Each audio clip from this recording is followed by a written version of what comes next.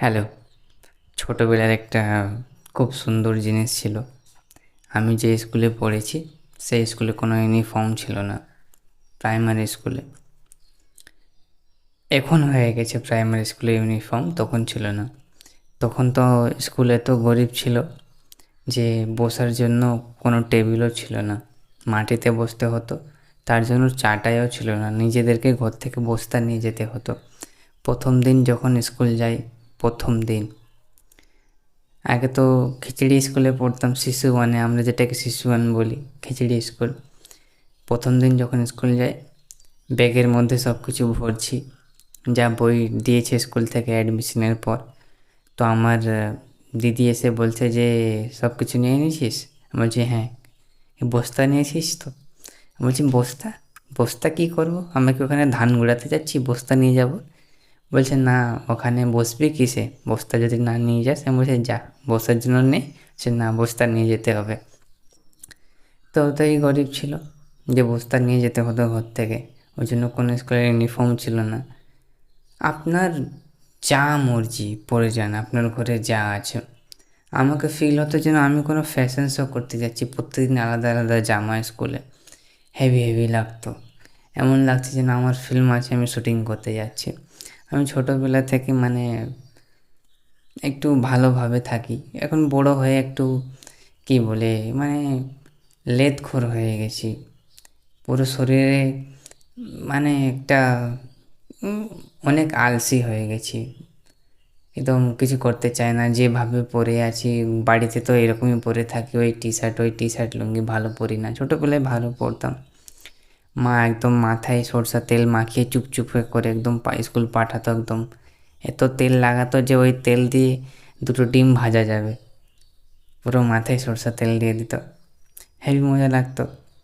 তারপর যখন primary school থেকে হাই স্কুলে গেছি, শুনছি ওখানে নাকি স্কুলে ইউনিফর্ম দেবে, স্কুলে ইউনিফর্ম পরে যেতে হবে। এবার আমাদের স্কুলের ইউনিফর্ম ছিল ব্লু ব্লু, উপরে ব্লু, জামাটা ব্লু আর নিচে বেগুনি, বেগুনি রঙের প্যান্ট। এবার ছোটোবেলা থেকে আমাকে শর্ট প্যান্ট পরতে প্রচুর লজ্জা লজ্জা লাগে, অনেক কম পরেছি ছোটোবেলা, শর্ট প্যান্ট পরতাম না, কীরকম লজ্জা লজ্জা বিচ্ছিরি বিচ্ছিরি লাগতো।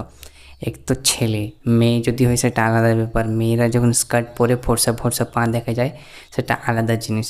আর ছেলে, আমাকে শর্ট প্যান্ট পরতে, হাফ প্যান্ট পরতে প্রচুরই খারাপ লাগতো, লজ্জার ব্যাপার আমার জন্য।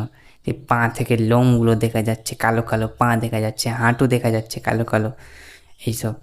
এই জন্য আমাকে পড়তে ভালো, কিন্তু ওই স্কুলে পরে যেতে হতো, কারণ স্কুলে নাকি 9-10-এ যারা দাদারা পড়তো তারাই প্যান্ট পরতে পারতো ফুল। ও প্রথম প্রথম যাচ্ছি, পরে ভালো লাগছে, ইউনিফর্ম পরে এমন লাগছে যেন কোনো অফিসে যাচ্ছে। 10টা বেজে যাচ্ছে, আমি ঘরে বলে যাচ্ছি মা আমি অফিসে যাচ্ছি, বলে বেরিয়ে যাচ্ছি। প্রথম প্রথম সব জিনিসই ভালো লাগে, তারপর কিছু কিছু দিন হলে এবার ওই একঘেয়ে হয়ে গেছে যে আরে কী বিরক্ত লাগছে। প্রাইমারি স্কুলই ভালো ছিল, প্রত্যেক দিন নতুন নতুন পেন জামা আলাদা আলাদা পরে যেতাম। কিন্তু মেয়েদেরকে হেভি লাগছে, মেয়েরা এমন জিনিস যাদেরকে যা কিছু পরে দিন সব জিনিসই ভালো লাগবে মেয়েদেরকে, আর ছেলেদেরকে তো বলারই নেই। মেয়েদেরকে হেভি লাগতো। তারপর যে বড় বড় দিদিরা শাড়ি পরে যেত তাদেরকে তো আরও সুন্দর লাগতো, আশ্চর্য, পুরো অপূর্ব। হ্যাঁ, আমি তো দেখতাম বড় বড় দিদিগুলোকে কী সুন্দর লাগছে, আমি ভাবছি যদি আমিও বড় হই আমিও পরবো এরকম, কিন্তু আমি তো মেয়ে নেই যে শাড়ি পরবো, এরকম ভাবতাম যে কত সুন্দর লাগছে দিদিগুলোকে। তো যখন না এই কথাটা আমাকে আজ থেকে কিছুদিন আগে মনে পড়েছে যে স্কুলে না ইউনিফর্ম থাকতো এই কারণে যে মানে স্কুলে, একটা স্কুলের মধ্যে অনেকই ক্লাসের লোক পড়ে, অনেক ক্লাসের মানুষ মানে ছেলে মেয়ে পড়ে, বাচ্চারা, তাদের মধ্যে যেন এই ক্লাসের যে একটা ভেদ না হয় তার জন্য ইউনিফর্ম ছিল। মানে কেউ হয়তো এমন মানুষ আছে যাদের স্যালারি হয়তো 50,000, কারোর স্যালারি হয়েছে ফ্যামিলি ইনকাম 1,00,000 টাকা, কারোর হচ্ছে 10,000 টাকা, কারোর হচ্ছে 1,000 টাকা। তাদের মধ্যে যে ছেলেগুলো আসছে তাদের মধ্যে যেন ক্লাস ডিফারেন্স না হয়। এবার যার ফ্যামিলি ইনকাম 1,00,000 টাকা, সে পরে আসছে ওই রকম হিসেবে জামা, সে বলছে হ্যাঁ মেড ইন জার্মানি, হ্যাঁ made in Europe, Dubai colour, Dubai Dubai Dubai থেকে এসেছে কাপড় জানিস, এই কাপড়টা হাত দিয়ে দেখ কত মখমলি, এই জিনিসটা না হয়, এই জন্য ইউনিফর্ম ছিল। এবার এই গল্পটা এই কারণে বলেছি, দেখুন আমি আপনাকে বিয়েতে ডেকেছি, আমি বিয়ের জন্য 15টা 20টা মারুতি, স্করপিও, বুলেরো, টোটো যাও হয় বুক করেছি, কারণ সবাই একসাথে যাব, সবাই একসাথে মিলেমিশে যাব বিয়েতে, একটা মজা হবে, একটা স্মৃতি হবে, এটা অভিজ্ঞতা হবে।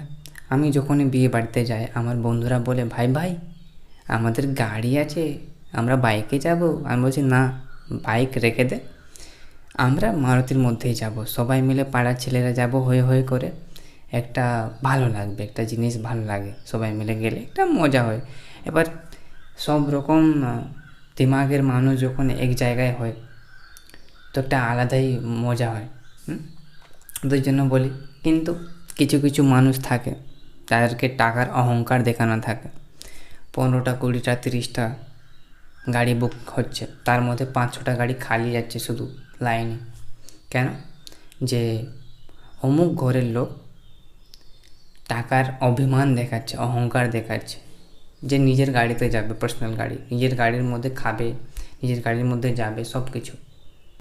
তারা আপনাদেরকে বলতে চাইছে যে এই যে তুই যে আমার জন্য যে ভাঙা ফোটা মারুতি করেছিস, যার মধ্যে কোনো এসি নেই, কোনো হাওয়া দাওয়া নেই, গরম লাগবে, একদম ঘাম দিয়ে দিবে, টোটো করেছিস গরিবের মতন, তার প্রয়োজন নেই। আমার কাছে অনেক টাকা আছে রে ভাই, আমার তোর গাড়ির দরকার নেই। আমার কাছে অনেক বড় গাড়ি আছে, অনেক তেল খায়, অনেক কম মাইলেজ দেয়, এটাই বলতে চাই না। একটা কথা, আপনি যত বড় মানুষ হন, ঠিক আছে, আপনি সেই পুরো পৃথিবীর সবথেকে বড় মানুষ হতে পারেন, কিন্তু বিয়েটা আমার হচ্ছে, এই গল্পের নায়ক আমি, ঠিক আছে। আপনাকে নিমন্ত্রণ দিয়ে ডাকা হচ্ছে, ঠিক আছে। আপনি যদি আমার গাড়িতে না যেয়ে আপনি নিজের গাড়িতে যাচ্ছেন নিজের টাকার অহংকার দেখানোর জন্য, তাহলে আমি যে আপনাকে নিমন্ত্রণ দিয়ে ডেকেছি, আপনি আমার নেমন্তন্নের অপমান করছেন, আমাকে অপমান করছেন, আমাকে বলতে চাচ্ছেন আপনি এইভাবে যে আমার অনেক টাকা আছে, আমার তোর টাকার দরকার, আমার তোর গাড়ির দরকার নেই। আমি আপনাকে নেমন্তন্ন দিয়ে ডেকেছি এই কারণে যে আপনি আসবেন বিয়েতে, আমাকে একটু ভালো লাগবে, আমাকে একটু খুশি হবে যে অমুক ঘরের লোক আমার বিয়েতে এসেছিল, একটা ভালো জিনিস হতে যাচ্ছে, তার জন্য অংশগ্রহণ করেছিল। কিন্তু না, আপনি এসে আলাদাই দেখাচ্ছেন, এখানে আলাদাই অহংকার দেখাচ্ছেন। আমি তো গাড়ি থেকে নামবই না, পায়ে দেব না। তাই জন্য বিয়েতে যে আপনাকে নিমন্ত্রণ করা হচ্ছে, আপনি আসুন, আপনি আমার গাড়িতে যান, আমার যখন খাচ্ছেন, আমার নিমন্ত্রণ খাচ্ছেন যখন, তো আপনি আমার গাড়িতে যান। আমার হয়তো আপনার থেকে একটু কম আছে, কিন্তু যদি আপনি সেটা দেখাচ্ছেন তাহলে আপনি যে আমার অপমান করছেন, বাস এতটাই বলার ছিল। সবাই মিলে গেলে একটা আলাদাই মজা হয়। যেমন স্কুলে আমরা সবাই আলাদা আলাদা ভিন্ন ভিন্ন ক্লাসের ছেলেমেয়েরা যে একই হয়ে যেতাম, একই ইউনিফর্ম পরে যেতাম, তো একই হয়ে গেছি। যখনই আমাদেরকে দেখতো কেউ অন্য জায়গায়, যেমন ছোটোবেলায় দীঘা ঘুরতে গেছিলাম, সায়েন্স সিটির মধ্যে ঢুকেছি। এবার মানে ওখানে যে সিকিউরিটি গার্ডটা ছিল, ভিতরে যারা কাজ টাজ করে কর্মচারী, ওরা যে বলছিল তোমরা কোন স্কুল থেকে, ওখানে জিজ্ঞেস করি যে তোমার বাপের নাম কি, তুমি কার ছেলে, একটা স্কুল থেকে আমাদের পরিচয় হচ্ছিলো ওইরকম, ঠিক আছে। তো যেমন আমরা বলছিলাম আমরা রাজনগর হাই স্কুল থেকে এসেছি, হ্যাঁ, পাঁশকুড়ার ওইদিকে। তো ওইরকম আপনি যখন বিয়েতে আসছেন, আপনিও আমার যে একটা কমিউনিটি বানিয়েছি আজকের জন্য, আজকে যে আপনাকে যদি কেউ জিজ্ঞেস করে যে আপনি তো বলবেন না যে আপনি কার বিয়ের জন্য এসেছেন, ওই রকম আপনি অংশগ্রহণ করুন এসে, আমাকে ভালো লাগবে। কিন্তু ওই অহংকার দেখান না, টাকার অহংকারটা।